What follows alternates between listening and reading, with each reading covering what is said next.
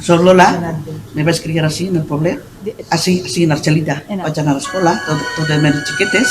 Hi havia escola de xiquets i de xiquetes.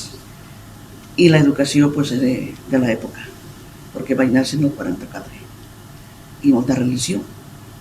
Entràvem per el matí, resàvem, per al matí fèiem lo normal, no? L'educació en general. I per la vesprà, una vesprà, història sagrada i otra vesprà, catecisme. I labor. I d'ahir no hi sigues. No podíem anar a jugar als xiquets. No, això estava prohibit. Vos castigàvem. A mi me van pillar una vegada i a la mañana següent, tota la mañana, de xinolls cara a la paret.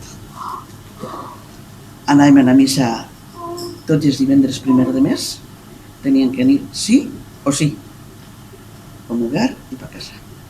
I fèiem els primers diumenges de primer de mes, i després fèiem un cartó aixina, con un cor, i cada vegada vas una pegatina con un coret. Eren 7 mesos, tenien que fer-lo. O sigui, la religió era... I a què jugàveu? Recordeu a què jugàveu? A corro, al bàsquet. Juguem al bàsquet per un bàsquet que era d'ací.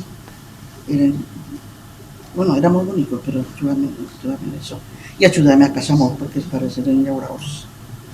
Jo era la major de 4 germanes i quan la plegava a casa. Això el ficava per les gallines, això ho feia per no sé què, això feia no sé quantos. I cal fer el dinar, que tenien que encendre el foc, de niña. I als hermanos majors, mon pare va dir, em vaig amb aquestes xiquetes, no se m'ha a la Gaona. Allí van treballar i tot això se va quedar. Així, però l'educació molt severa. Sí. Escoltàvem molt la ràdio, m'agradava molt, amb el pare, moltes vegades, i fent comentaris. Lo de la guerra no podíem comentar, però mon pare se ficava molt nerviós. Hi ha molta gent que no vol parlar de la guerra. Cambiar de color, mon pare canvia de color. Sí. Entonces, eso lo Hi ha històries complicades. Però sí que me'n recordé, quan jo con 11 o 12 anys, pues, que escoltàvem la Pirinaica. I jo m'acudia me quedava, la Pirinaica. Però tu, això no conta res a ningú. I contàvem tot el que feien els ministros així, i el que no era legal, el que s'enteraven per això. Han fet això, han fet allò, tot això.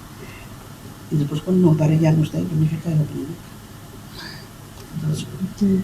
Unes vivències diferents, no millor ni pitjor.